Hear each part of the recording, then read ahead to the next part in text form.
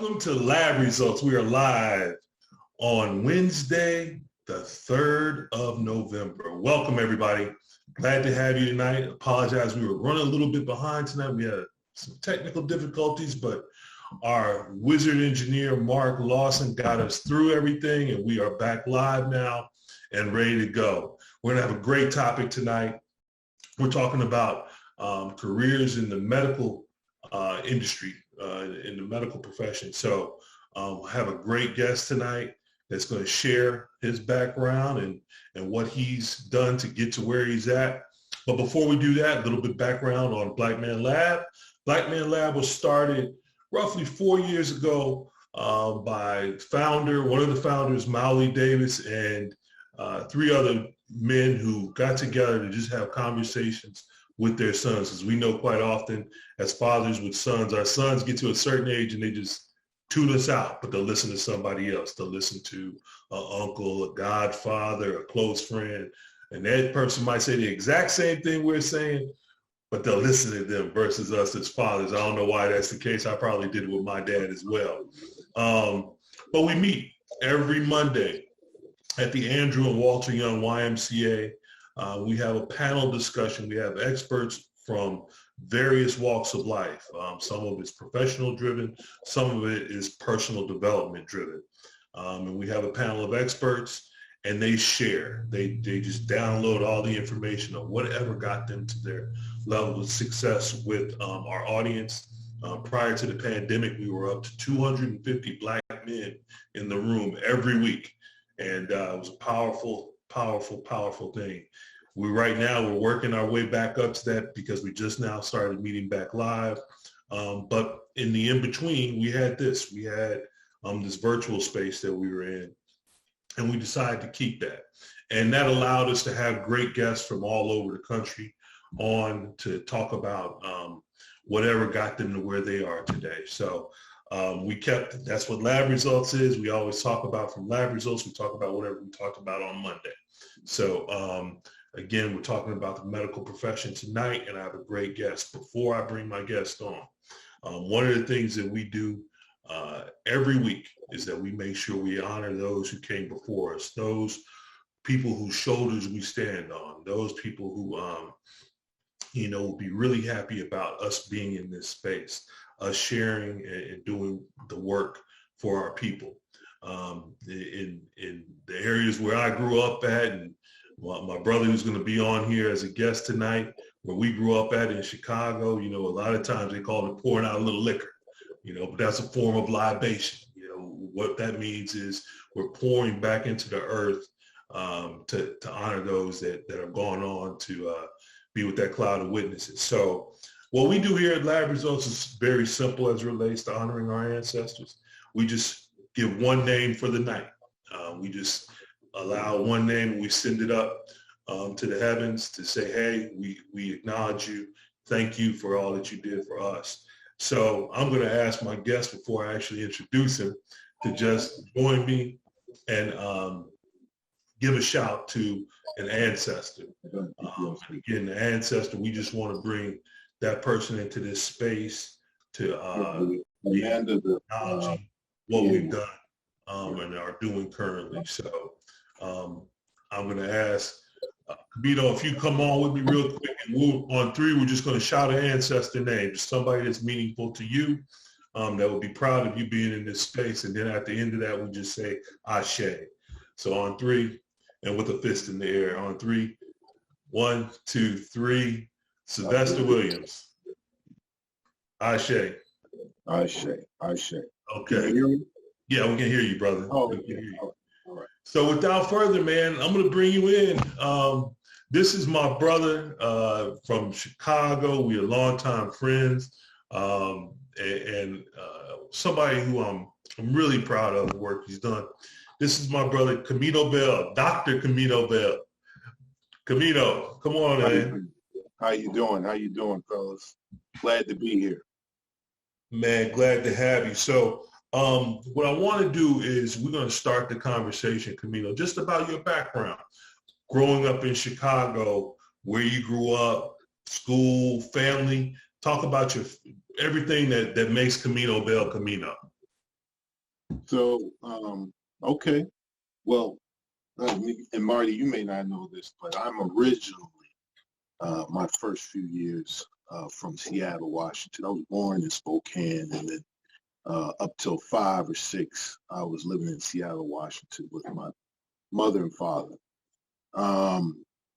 Right then, about 5, they got divorced. My mom moved to Chicago, just she and I, and started on the north side for a year and then moved to the south side after getting familiar with Chicago. So I'm a transplant, but my formative years obviously were in Chicago. I consider myself a Chicagoan, and so we kind of started there. I grew up in I want to say a wonderful neighborhood in Hyde Park, where being from a single family household wasn't abnormal. I grew up in this housing complex, Harper Square. We had a lot of single mothers raising their Black boys. There was security there. It was, a time when we could stay out even after the lights came on, and we just cared for each other in there. A great group of friends that we still have to this day, as you know. One of our closest friends, Richard Smith, the principal back in Chicago, I've known since I moved to that area, and that would be first, second grade. So from there, I started I was in various public schools, but one thing, my mother, very strict about me getting my studies done, but a love of sports, basketball as a young kid, tackled a man with the football out in the playground during school. Sure. All those things were held. My mother was smart. She made that a carrot, right? I couldn't do any of that stuff unless homework was done. Grades were done. That was most of us, right? That was the rule. You didn't get to do any of those things. You hadn't handled your business. Right. And so I didn't, I thought it was a nuisance, but I had to get that done if I wanted to do other things. And us being so competitive, I knew I needed to get out there and play and practice so I could be one of the better guys in the neighborhood to just try and compete. So, so by happenstance or by my mother's wisdom, I ended up, doing well, making sure I did well in the early years of school, right? But, fast forward, when I look back, it was those things that, sports, that brought me to my interest in medicine, right? So it really started out because I was so competitive. I was trying to figure out how I could become a better athlete, to compete with my friends and in school, so my first thoughts were, man, I got to learn how the body gets better, bigger, faster, stronger. So and that really just turned my interest to like science and biology. Right? So this was like 8th grade, 9th grade. And ironically, Marty, you understand this, it was a love for basketball, right? And so I played grammar school basketball at Lewisworth, right, which had a pretty good grammar school basketball team. And I had run into some incidents. I got hit by a car. I was out for half a school year, so I couldn't get to play on the team for a year, this, that, and the other. And so by the time I got to high school, I was about to go to high school, I was like, man, what school do I want to go to? Because I want to play ball, right?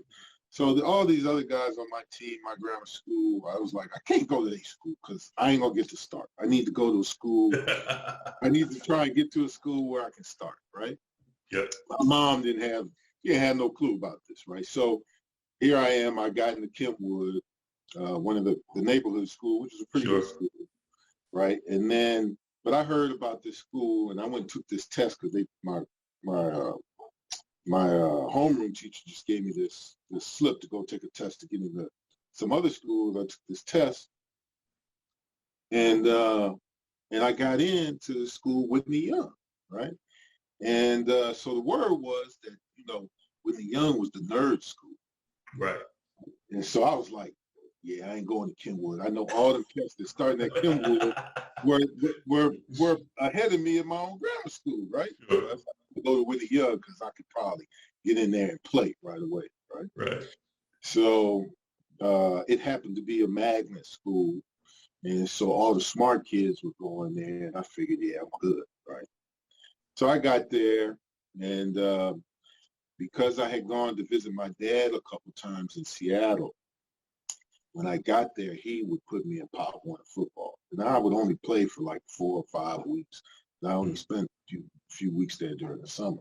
Mm-hmm. So as soon as I got into Whitney Young, folks were like, play football. I was like, well, I probably could, I could probably do well in that because there's not a lot of people that play football in Chicago before high school.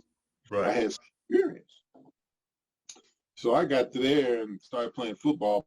For the basketball season, I broke both my fingers on my hand.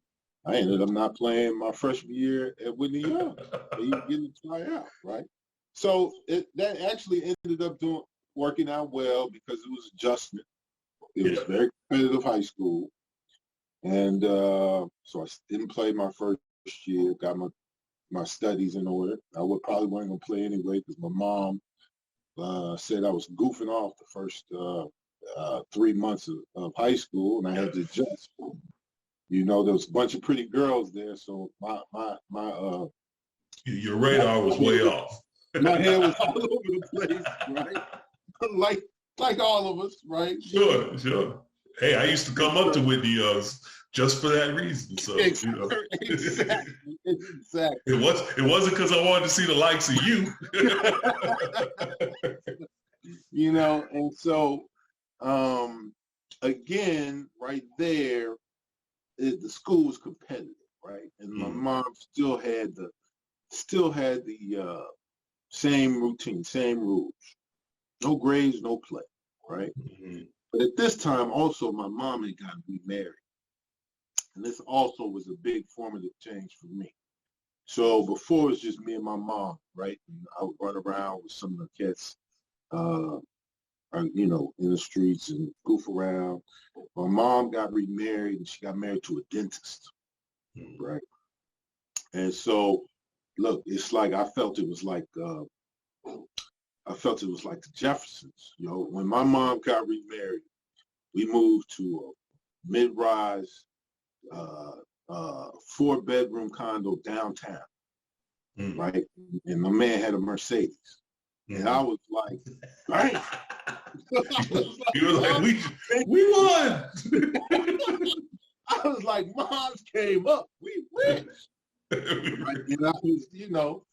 And so, but even in that same respect, it was like a dichotomy. It showed me, like when I was just me and my mom, you could see very, very easily what would happen if you made the wrong choices. I mean, we were paid, not paycheck to paycheck, but close, right? Mm-hmm. So you knew what was the wrong side of the tracks and and some of my friends ended up that way, right? Mm-hmm. But when she got remarried, it showed me what you could be if you focused, right? Because I remember distinctly, I was like, I asked him, I'm 13 years old, new stepfather.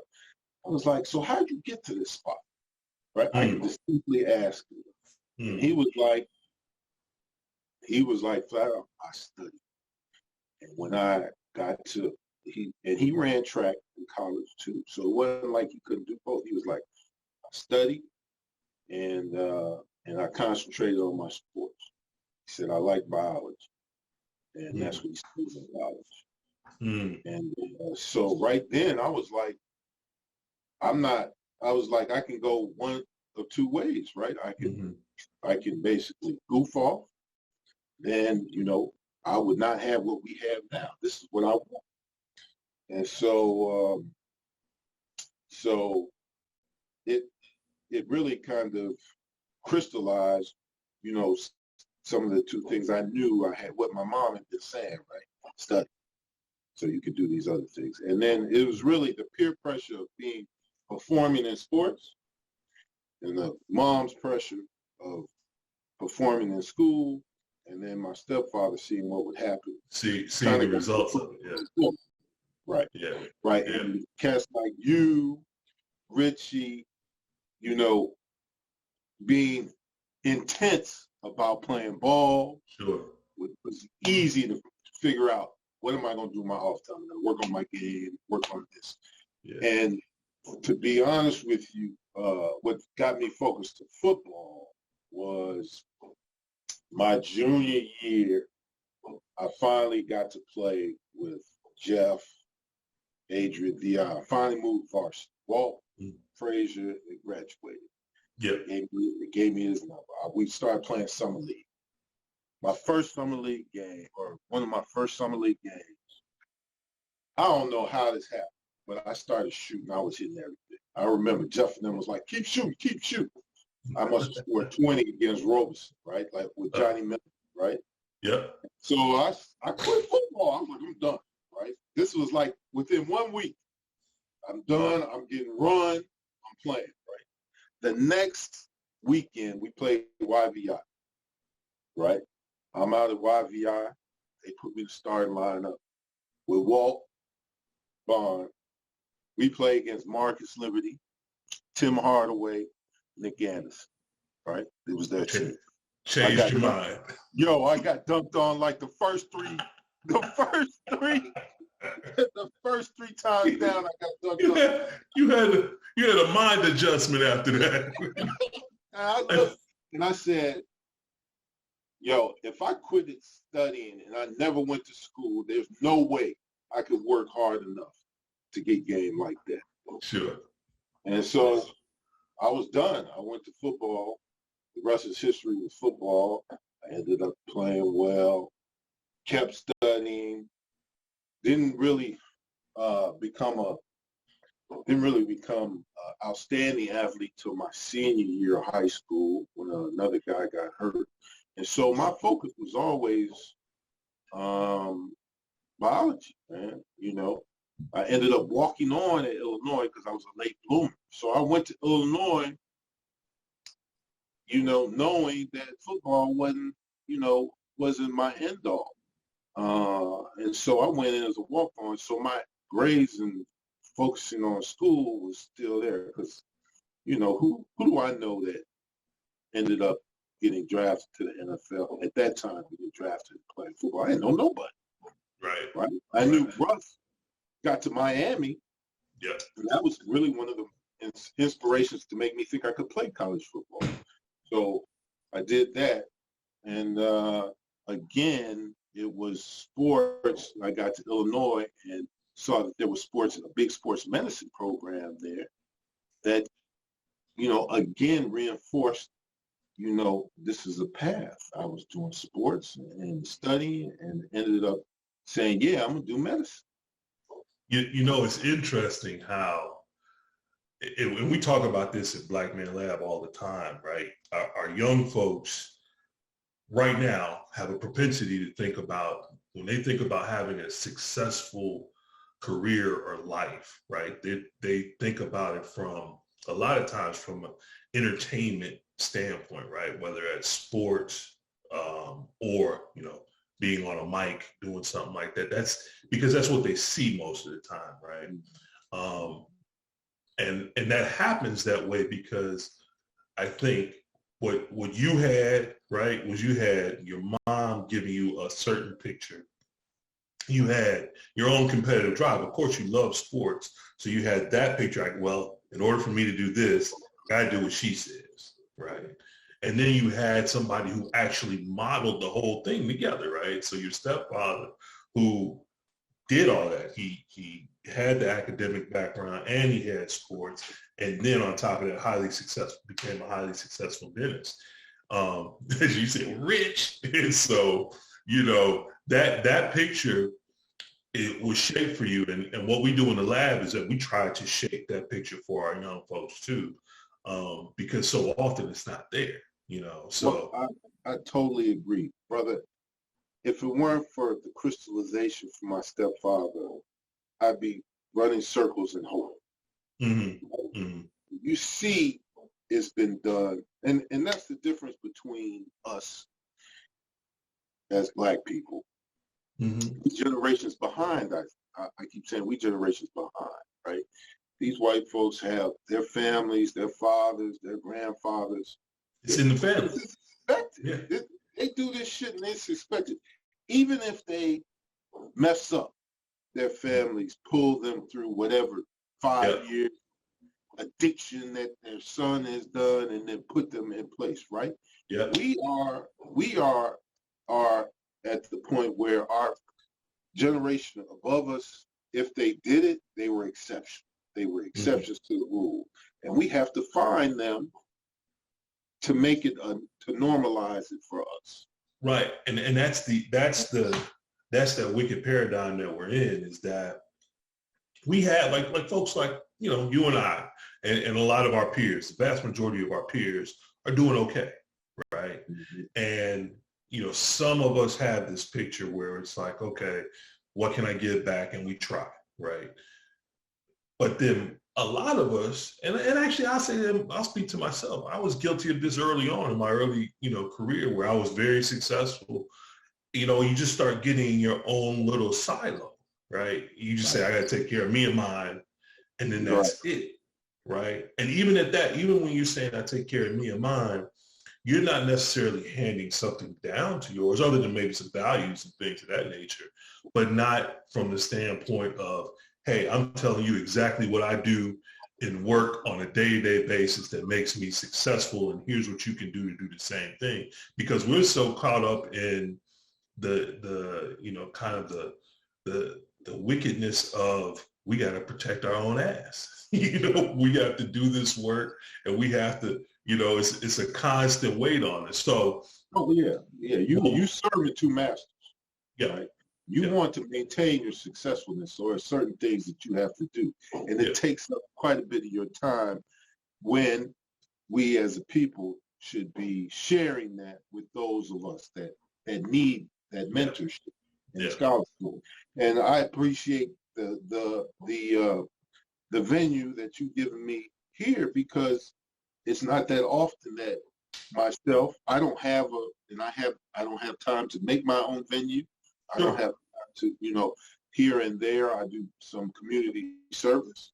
But should I be doing more? Of course. Should my colleagues be doing more? As much as we can, because we are out here to promote our community, because our community as a whole is not to the same level as the other, as the majority, And that's the premise of what the lab is, what Black Man Lab is. It's just, the idea is, and today I was doing programming for trying to finish out the rest of the year, what we're going to do because it's tough to come up every Monday. We have to have a different topic, right?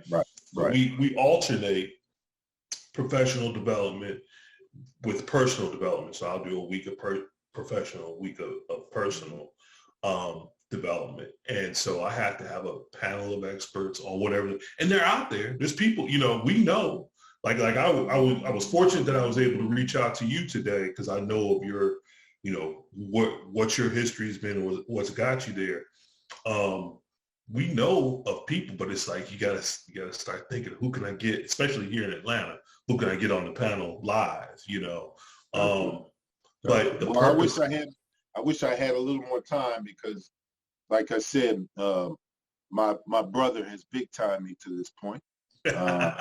He followed him, and he'll tell you, he followed my footsteps with a new millennial thought process, which is, he's done emergency medicine also, but he's also done, he also did a public health fellowship, which has led him to, and he has a real fervor for community health, public health. So he's done some public speaking on gun violence and disparities in health. and it's led him, like we said, to the White House, right? So he's a White House fellow this year. His best friend, and you know the other one, Chris Hicks, who was another young cat that we used to bring up and play on Sundays. I remember Chris. He's now done the same thing. So he's a physician. He did a sports medicine fellowship.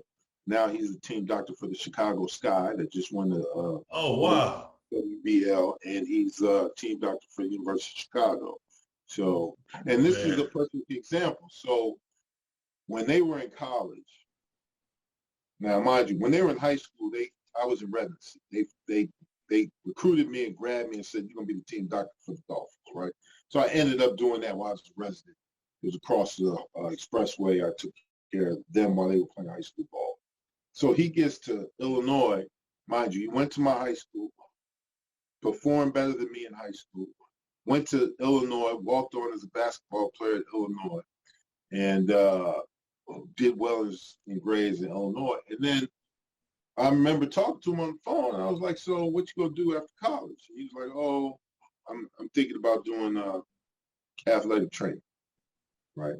And so, and there's nothing wrong with athletic training, but and I said, "Well, why you want to do athletic training?" I said, you see me, I didn't do athletic training. I want to give the orders, not take it. Mm-hmm. And he said, "Well, I don't know. I don't know if I can get into med school. I don't know if I can handle that." And I almost punched him through the phone.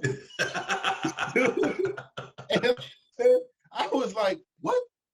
I said, "Chris, you went to Whitney Young, right?" He's like, "Yeah." I said, "I can tell you right now, you did better than me at Whitney Young." I said, "You at Illinois, right? What's your GPA?" He was like, "Oh, it's a 4." I was like, "That's better than my GPA."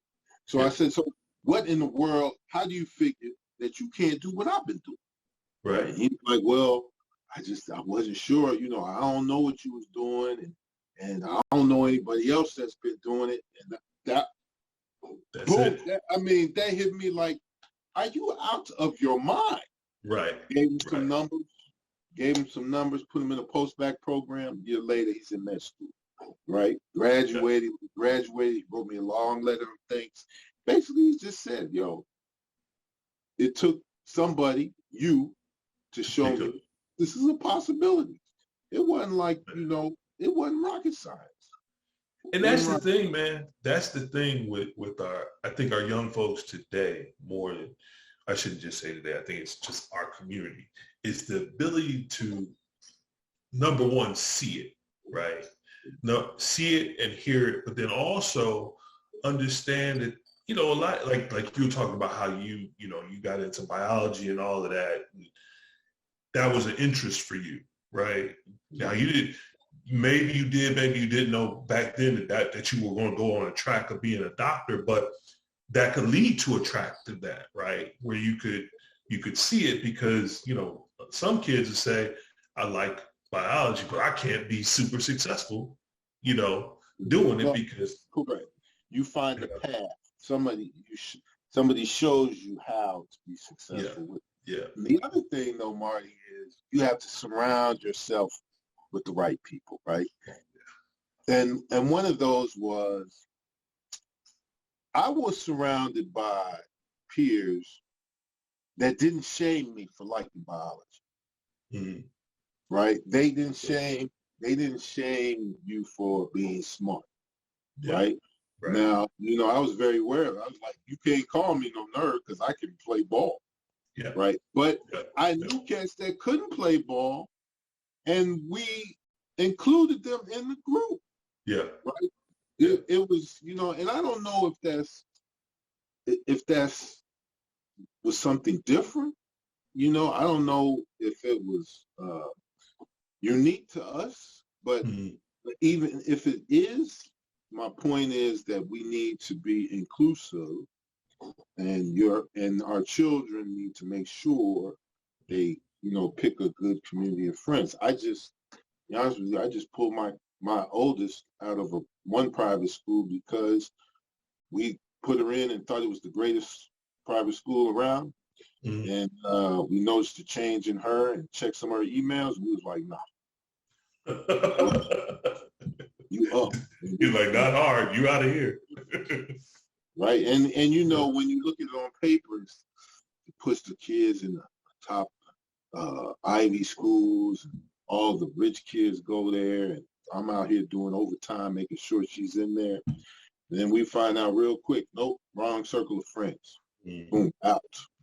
And so, you know, I think that's important for us as parents to understand that, you know, what looks good on paper ain't always what it is. A good supporting group of friends can take us a long way. Can badly send us down the wrong path. We all know.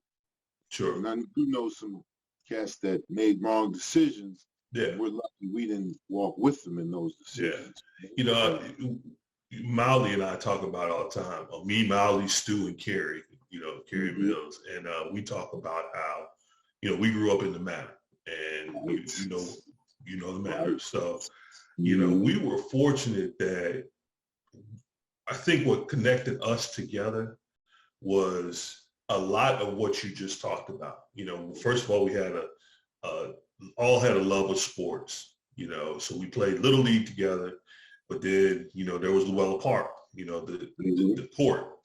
We were all drawn to that. But behind that, because there was plenty of us that went through that same track. There were plenty of other guys that played in Southeast Little League and you know, hooped at the court. But I think our family backgrounds were, although a bit different, there was still some similarity. We all came from educators. All of our parents were educators. So there was, you know, whatever you're going to do, you still got to handle your class. Right. And so that was just the bottom line, you know. And then so we were just drawn to one another. And, you know, there was a competitiveness amongst us. But at the same time, we also recognized what our environment around us was too, you know. Although we were cool with everybody, you know, in our neighborhoods and got, you know, good respect, we also knew, well, we ain't trying to wind up dead, you know. So exactly, it's like we know y'all and we cool, but we can't do. We gotta go all the way. We gotta answer to somebody, you know. It was at the end of the day. So, you know, I was gonna ask you now, bro, I never realized you, Garth, and Laird all had the same birthday. That's crazy. They're twins. I know, but I'm just, right, of course, them. But so they were my 17th birthday present. Yeah, that's hilarious. Yeah. That's so hilarious. I was. My mom was up in Northwestern Hospital. She was in there for a month. She had to go in early. Oh wow. Yeah. So I was like, I'm 17, selfish as hell, and I was like, so I ain't getting nothing for my birthday. And you had been an only child for 17 years. So you were really off the chain up there. I had a sister. I have a sister. She came when they got married. She came. She's 12. I had a baby sister. Okay. But they were my 17th. Now, credit to my mom. I walked up in the hospital and I was like, yeah, I know I ain't got no birthday gift. And she was like, there's the two twins, baby, right there. And then she was like, underneath, there's a Marshall Fields basket. You got some. Wow. She was on point. She was on point. And I felt terrible. Hey man, well, I remember you bringing them two jokers to the gym, man. I was like where'd they come from? You know? Oh, but Marty, it goes back further than that.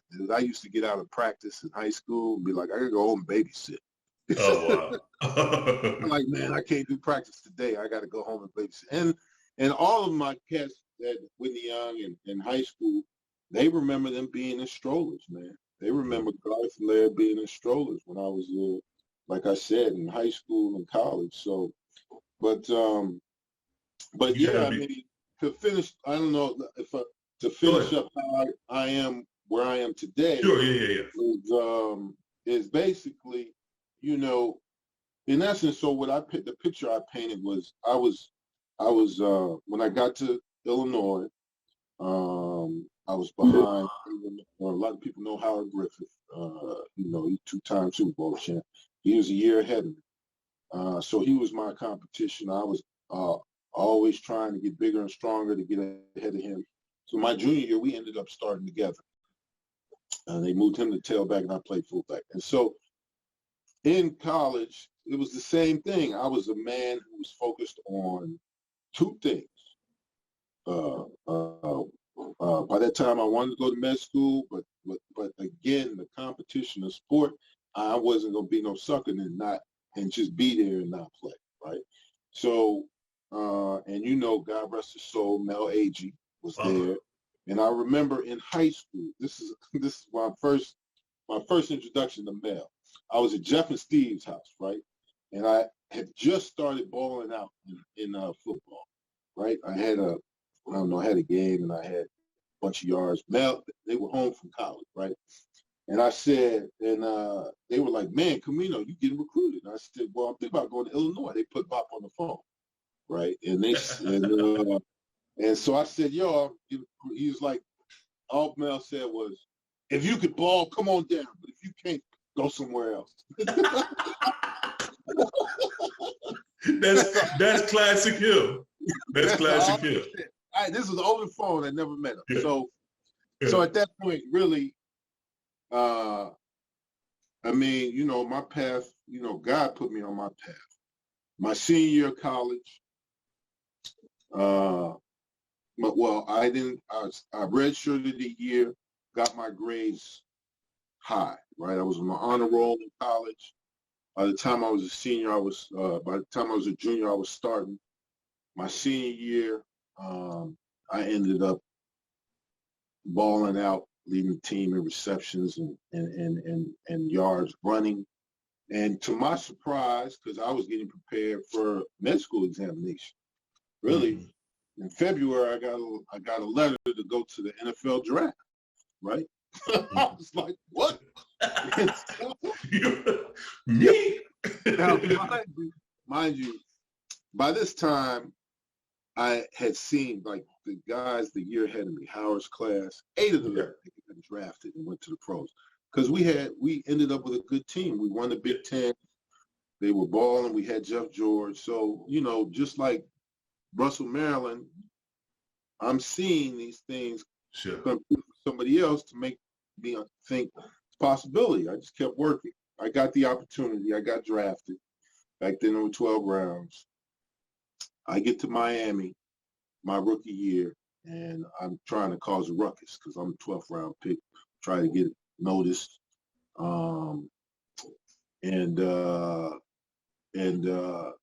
So what happened that year is I made it through final cuts. They made a couple trades to get some Pro Bowlers, Keith Byers, and a couple other people. So I got cut.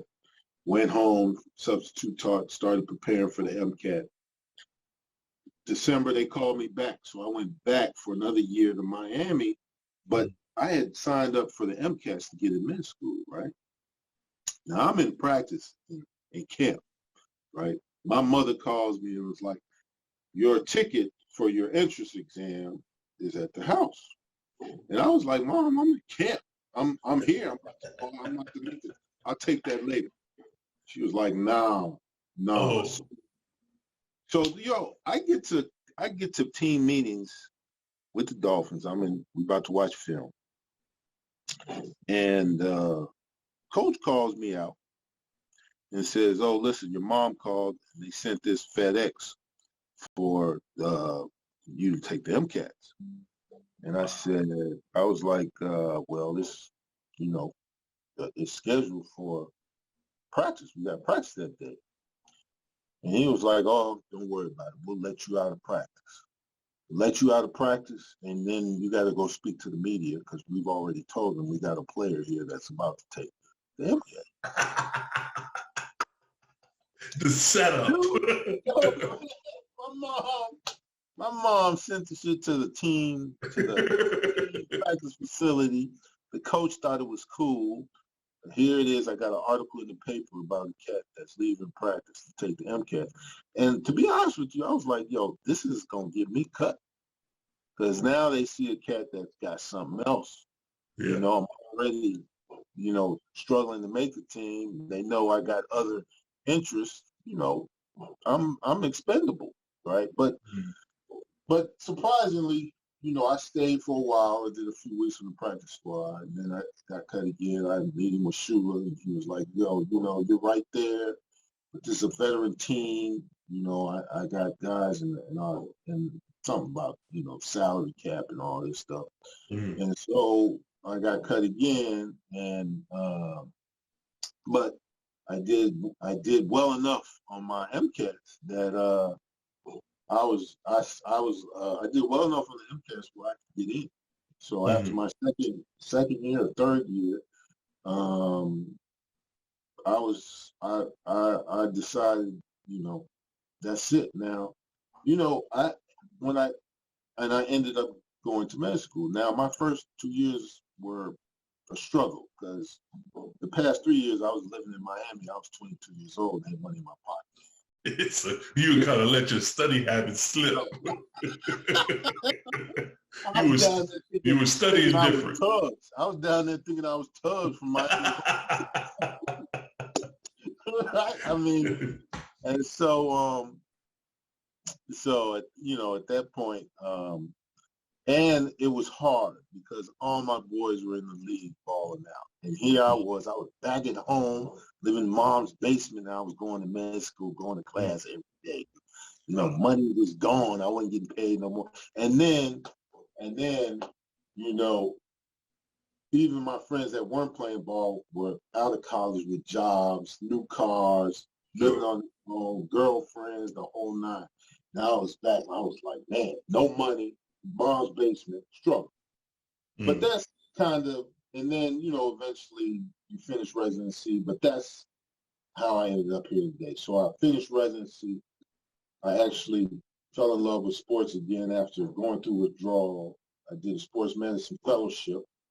And the funny thing is my coach from college was a coach for the Giants at the time, about 10 years. So he called me up to do a rotation. And while I was in med school, by the time I finished, the team doctor for the Giants was retired.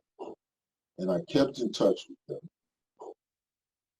And when I was in the middle of my fellowship, they asked me if I had a job after my fellowship.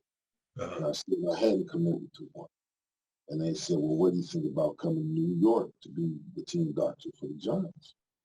I was engaged to my wife at the time. She was a lawyer. And so she asked me, she said, well, what kind of opportunity is it?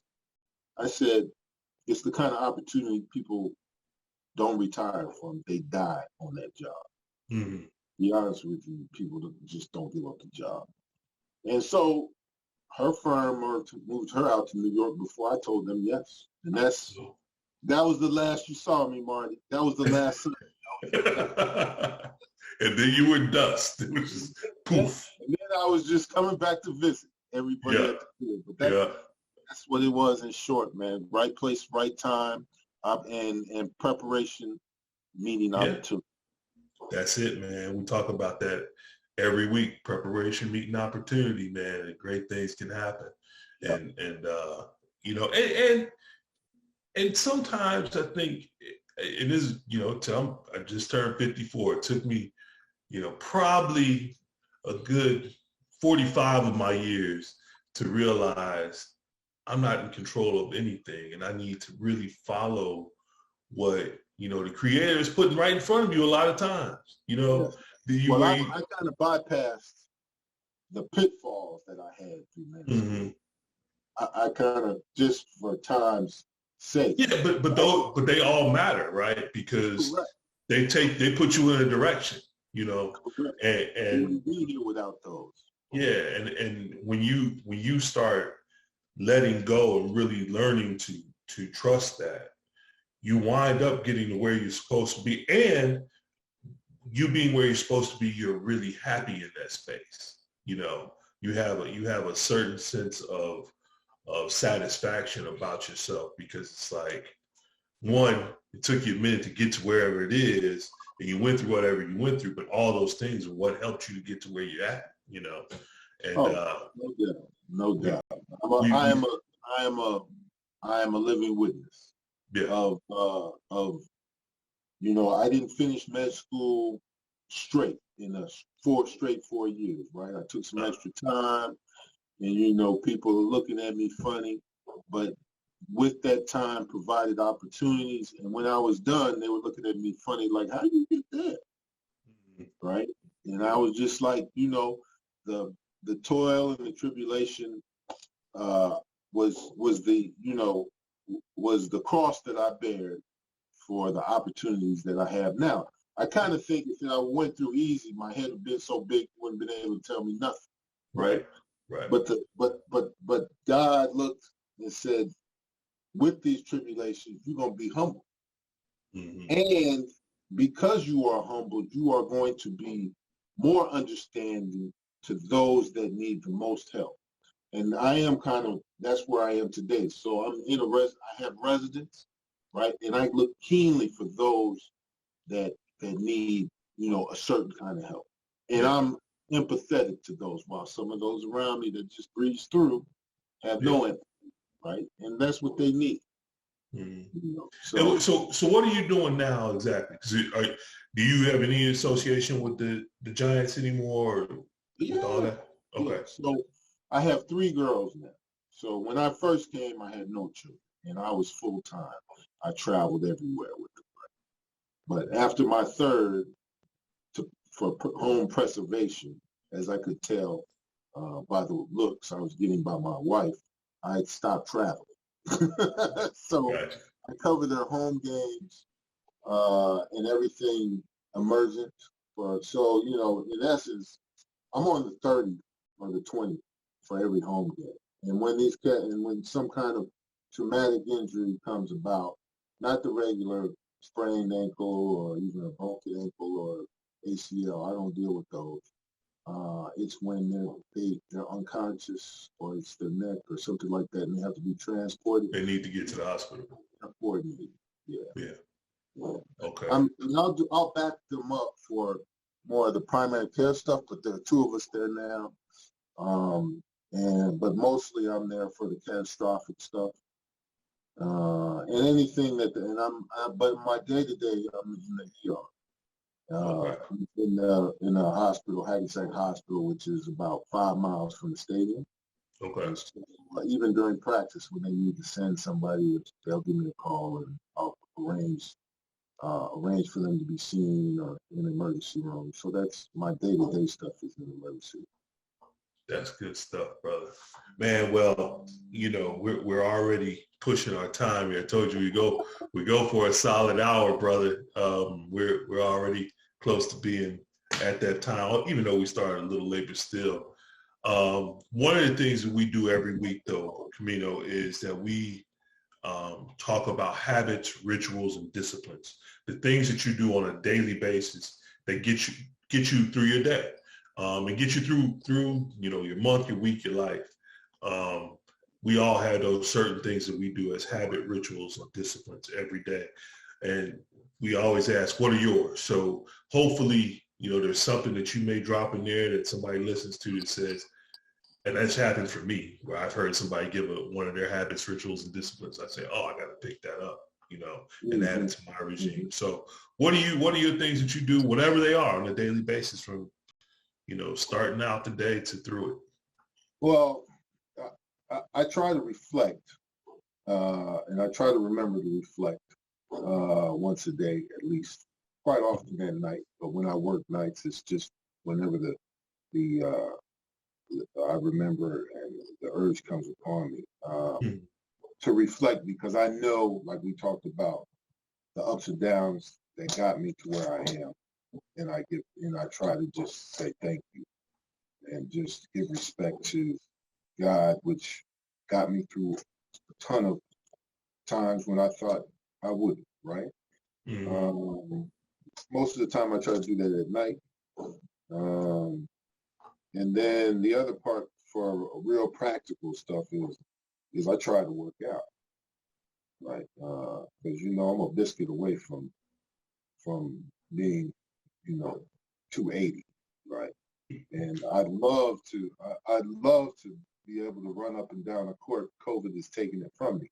Sure. If this was before COVID, Marty, I tell you, I still get my Saturday. Well, it used to be Sundays. I drive to New York. Really? I got to run a Saturday morning run. I drive 30 minutes to get in a run from 6:30 to about 9 o'clock. Because my wife is looking for me after that. So about 9 o'clock in the morning, if I can get that run. Hoop. And I can't, it ain't no run no more. It's a trot. It's a one end to the other. but it gives me, it gives me a good feeling too. Sure. Man, do you know that since I've been down here in Atlanta, I haven't played? Can you believe that? What happened to run and shoot? They still got run and shoot? I don't even know if that exists anymore. I don't know. But I haven't played since I got here. But my hip was going bad back at home, so I got to deal with that here in the near future. But so that's what helped to make the decision easy, was that my Sunday run, that recovery of Monday and Tuesday just got to be too much for me. Although I still did. I think the thing is, you look so forward to the camaraderie of it. It became more of a social boys meeting. Yeah. We talk about, the post-hoop fellowship was what it was really about, And but I still, the run still helped me, maintain. But I'm with you on the biscuit situation. So, yeah, I turned my garage, my wife really turned my garage into a gym. So now, during COVID, so now I'm just on a Peloton. I don't have a Peloton bike. We have the app. Okay. So now we just do, I just do whatever the app, one of the workouts from the app. Gotcha. Yeah. Good stuff, man. Well, appreciate you, brother. And what we do every week when we end this with how we end our meetings on Monday. And we call it a link in this chain. So are you able to come back on camera? Well, yeah, I'm looking for it. Hold on. Hold on. Because I'm still at work. These cats is calling me. Gotcha. So what we do is we link arms and then just repeat this every week. So I always ask my guests to do the same thing with. So if we just hold your arms up like we're linking, then just repeat after me. I'm a link in this chain. I'm a link in this chain. And it won't break here. It will not break here. I'm a link in this chain. Lost you. There you go. What'd you say now? I'm a link in this chain. I'm a link in this chain. And it won't break here. And it will not break here. We are links in this chain. We are links in this chain. And we won't break here. And we won't break here. Ashe. Brother, thank you. Thank you, Kameno, man. I appreciate you, bro. And we have to link, man, soon. Thanks for dropping your gems. Appreciate that. And I hope it helps somebody out there. And I thank you for letting me share. For sure. And if you are down here in the ATL, you got to make sure that you're here over on Monday so we can bring you into the lab, man. All right. I'll make sure of that. All right, brother. Appreciate you, man. Love you, bro. All right. Love you too. Be easy. Okay, be good. Every time we speak, I feel this melody telling me my black dreams are safe.